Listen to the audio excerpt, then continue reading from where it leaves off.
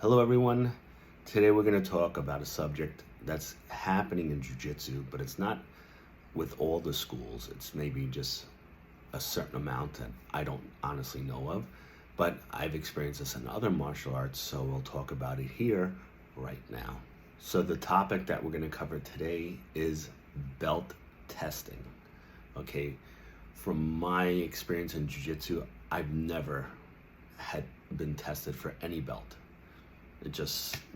That's not the way that I guess they did it back in the days. Some schools will never do that. Some schools do that. But just telling you off the bat, I never experienced being tested for a stripe or a belt in jiu-jitsu ever in my life. But I have been tested for different levels and different belts in other martial arts other than Brazilian jiu-jitsu. Okay, so I'll bring that experience into what I think is the double-edged sword of testing for Brazilian Jiu-Jitsu schools or affiliations. And you have to remember, how does somebody get promoted in an affiliation? They train, they do their thing, they go to that seminar for that affiliation, and then that person will either watch them and promote them, or they'll give them a test and promote them. That person might be somewhat under that association name, but they're not really learning directly from them for the most part. When I trained at the Dan Santo Academy, every summer you'd have 2 weeks of instructors coming from all over the world, pretty much to practice and to maybe upgrade their certification to different levels, but none of them ever really trained at the Santo Academy. They go to a certain amount of seminars every year, and then from there, they would get their apprenticeship and other levels so they could teach and open up a school. With Brazilian Jiu-Jitsu, there are organizations that are like that. You know, it's like, here, watch my videos. Some university probably does that, where it's like, you watch our videos, you take a test, you send it to us, and then we'll review it, and we'll give you a stripe, or we'll give you a belt, or now, after this level, you come take a seminar for the weekend or a retreat, and then from there, we'll promote you according to what we see, and if you meet this criteria with this test. This is nice because some people do live in a place that doesn't have jiu-jitsu. I don't know where that would be almost at this point in time in the world. When I started jiu-jitsu in New York, you only had two choices back then. You had either Fabio Clemente, that was part of the Machado affiliation and then became part of the Alliance affiliation, and Renzo Gracie. So you only had two schools, but at least you had that. Other states definitely didn't have that, and that was a totally different era, so there's no reason for me to go into that now because I'm talking about the present moment. So now when it comes to testing, let's go to the money grabbing side. Some people say, hey, yeah, I'll give out belts, I'll give out stripes, I'll watch them. If I like it, I'll give it to them, or they could just test and they know these 20 moves, I'll give them their stripe. To me, that's a whole money grabbing thing. And you know what? Business is business for some people. Don't take it personal. And that's the way it is. But if you're going towards that, you should realize that yourself. For a second, let's come back to affiliations, just really quick.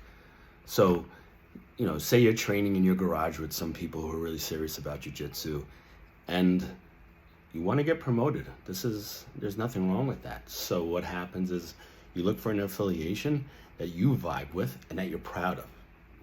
Jean-Jacques Machado would be my man for sure, so you hook up with that affiliation, or Pedro Sauer, hopefully I'm saying his name right, and you work towards it, and then you get promoted, and you find a way to learn somehow from this person.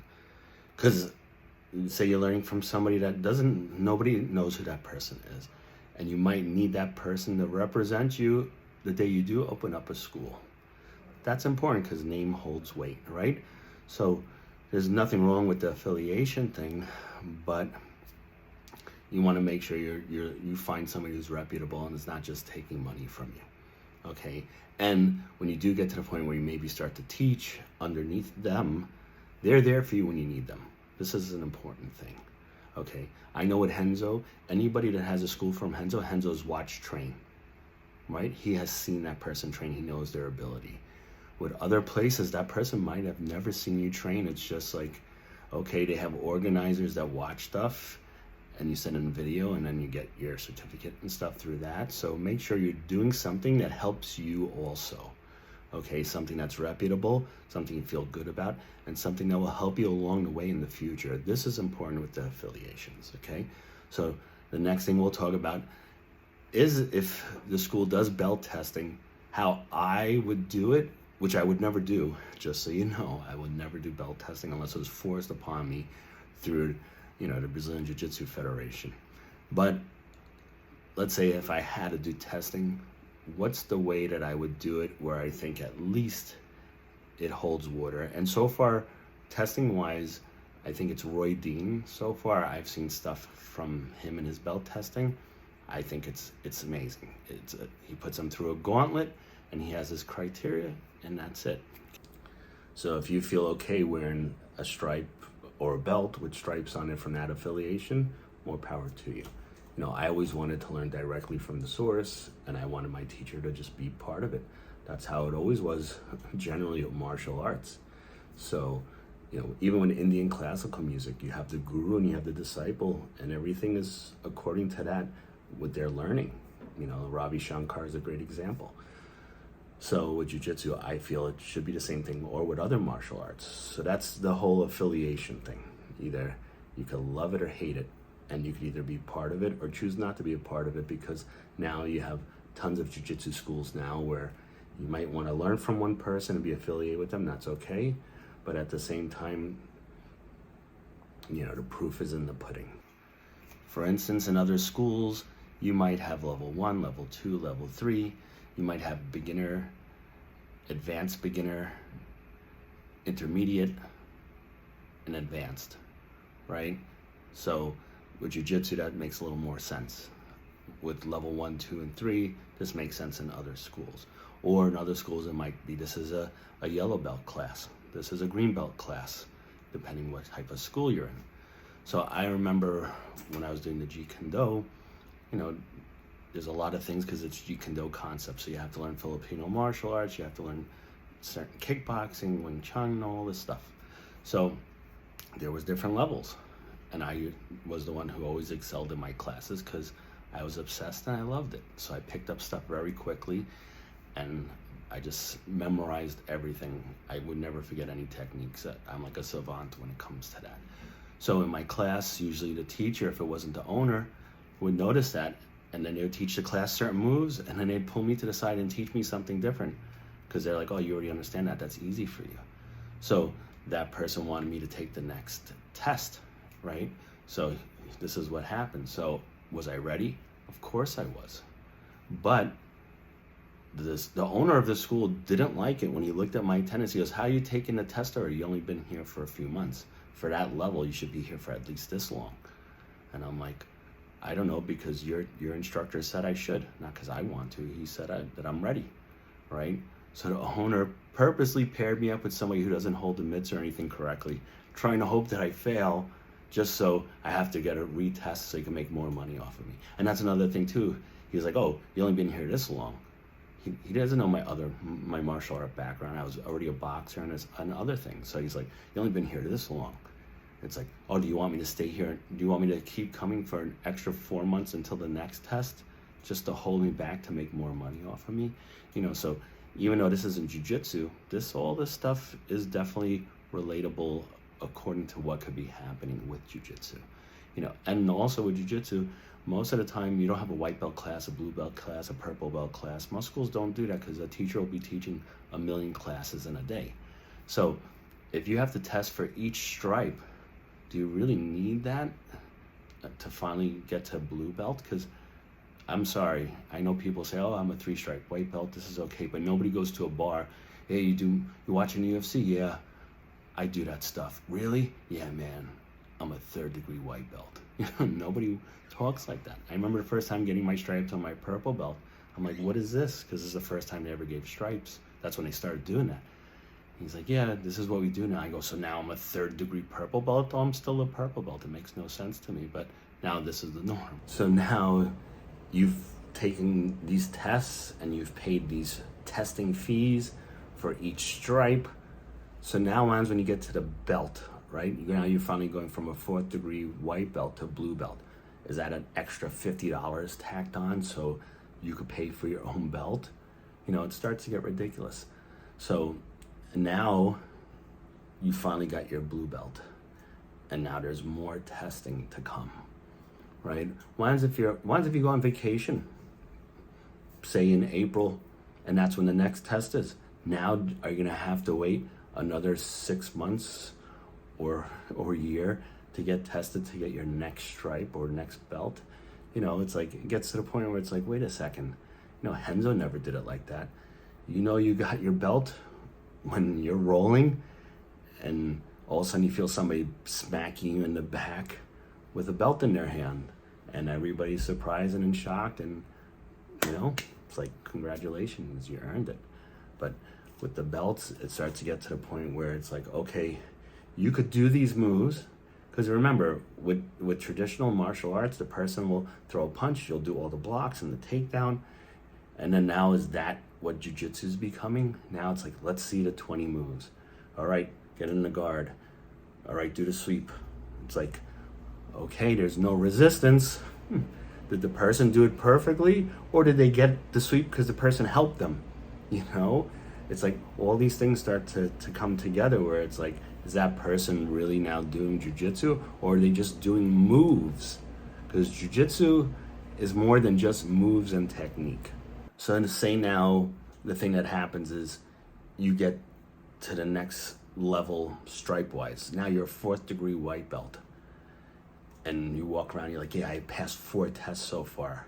And you should be proud, because this is what they're selling you to be proud of, right? It has nothing to do with the student, what I'm talking about. So now you're the 4th degree white belt in a class of white belts, and most of the 1-striped white belts are kicking your ass, tapping you out all the time. What do you do now? You know the moves, you passed the test, but you're still not the top person in your class when you're on level 4 of stripes, right? You have 4 stripes. Now nobody below you should be touching you, right? Because that's kind of the mentality now with the testing. But now pretty much the 4-stripe white belts all the way down to no stripes are giving you a run for your money and kicking your ass. How does that make you feel? Well, I tested, it's okay.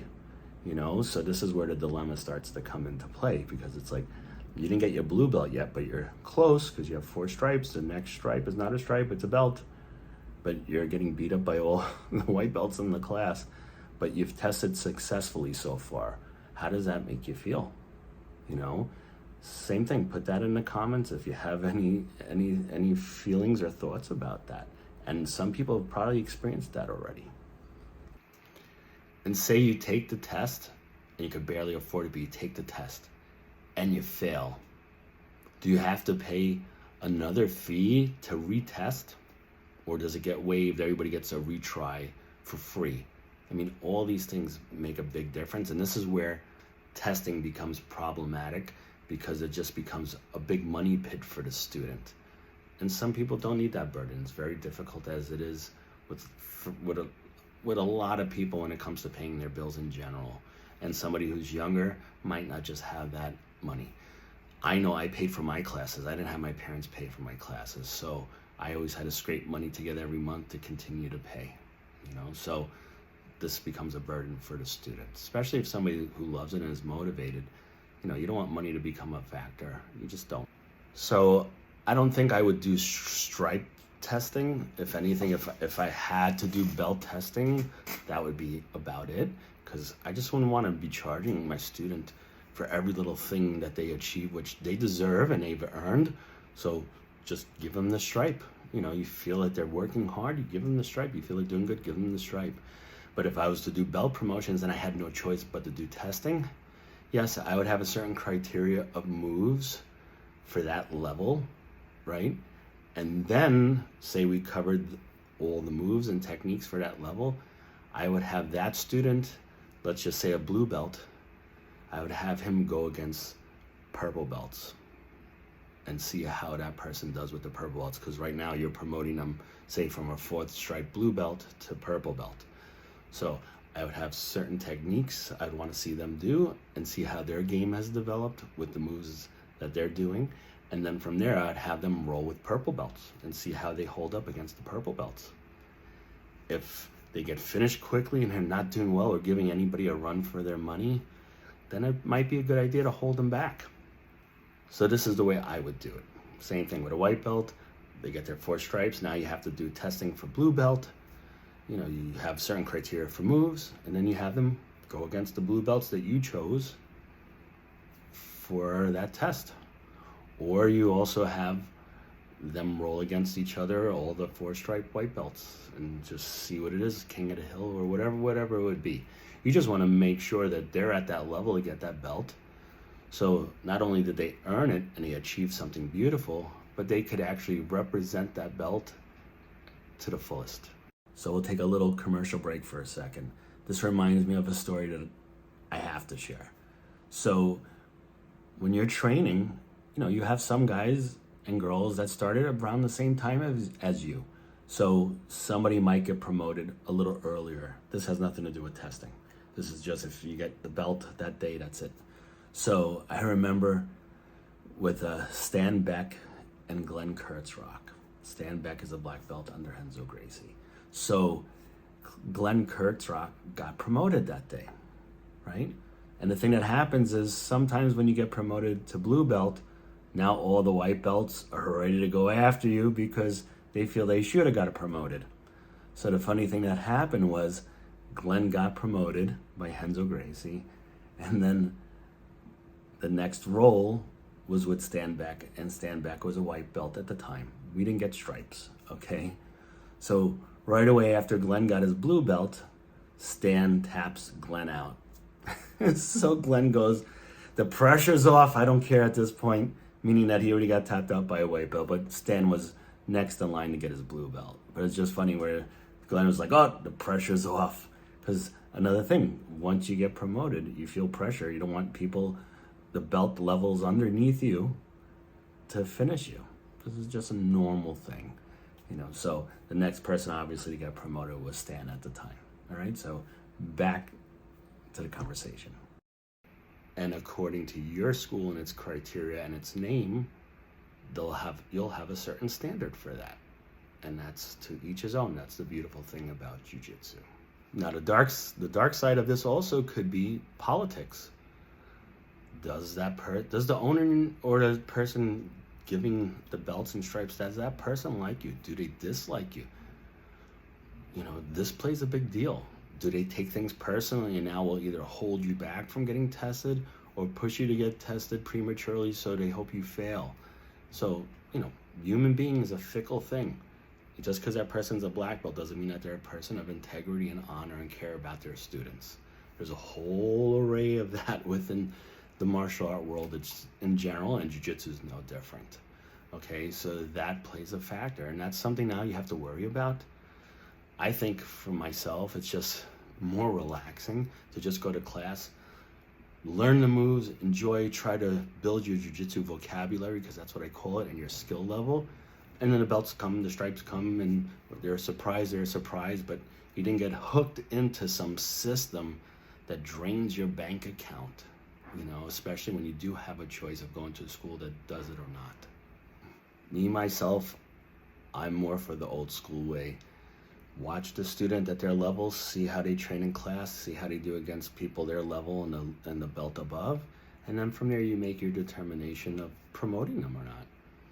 And you know how hard that person trains, you see them there all the time, how to get along with the students, that they become a family and teammates. All these things help build character too, that goes beyond skill and helps in life. Jiu-jitsu should help people off the mats also. That's a huge thing. And I always said that too at yoga. Whatever you practice yoga, you should take your yoga off the mats also. So you're not just doing your yoga and, oh, namaste, and then you leave there and you're like, oh, screw you, and cursing and angry. You should build character, integrity. You should build some morals from doing jiu-jitsu. You should becoming more of a caring, thoughtful person. This is my utopia, of course. You know, but this is jiu-jitsu and martial arts to help build that, not build monsters and bullies and assholes. All right, so I pretty much covered everything I could think of when it comes to testing in martial arts, especially for Brazilian Jiu-Jitsu. You're going to experience in all the other martial arts, but Jiu-Jitsu has never been like that. Wrestling is not like that. Judo, it is like that. You know, so if you look at the grappling arts, Sambo, I'm not sure, but I'm pretty sure it's like that also. So now, what do you do with this information? Are you in a school that does testing, or are you not? If you're not, you don't have anything to worry about. If you are, you know, think of some of the stuff I shared with you. Hopefully it's helped give you some insight. I'm only making these videos to give you insight from a different perspective to just help you out. I'm not making any money off of this. I'm not trying to become popular off this. I never really say or sell anything on here, you know, so I'm just sharing this for your well-being, because that's just the type of person that I am. So if you are in a school that does testing, you know, if that's the only school in your neighborhood and you love it, stay there. Just know and reflect and really look at yourself of where you are with jiu-jitsu, and if you're really moving in the right direction, and are you happy with that? Most important thing. If you're not happy with how things are going and you think it's a big money grab, you know what? Nobody owns you.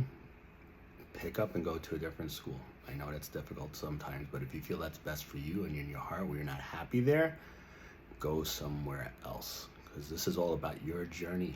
The only person that's going to care about your journey is you.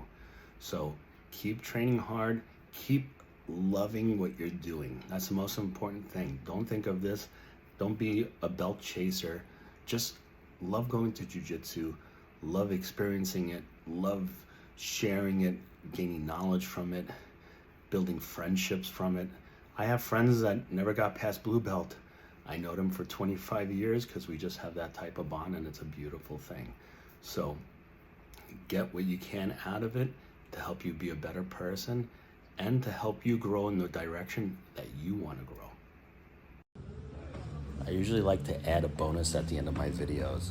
So in this video right here, I want to stress and help you think really quickly, what does your jiu-jitsu help you do in case you were in a street fight? Would it be useful or not? And of course, I'm talking about just one-on-one, not if you're fighting 15 people at once, which nobody has done, okay? So from what I remember with jiu-jitsu originally, if you were a blue belt and you've been training for 6 months, you should be able to beat any other martial art. And if you got into a street confrontation, you should be able to do whatever you want with a person, almost like a cat with a mouse. So now you have people who have been training jiu-jitsu for years and are purple belts and still can't handle themselves in a street confrontation. So depending on your jiu-jitsu, you know, start to look at it. Can you defend yourself in case you got into a street fight? This is super important because jiu-jitsu is based on this. This is where jiu-jitsu built its foundation, is fighting in the streets. If you can't handle yourself against a person that's striking you, sometimes you have to look back at your jiu-jitsu and how you're learning and how you're practicing, and especially the school that you're in.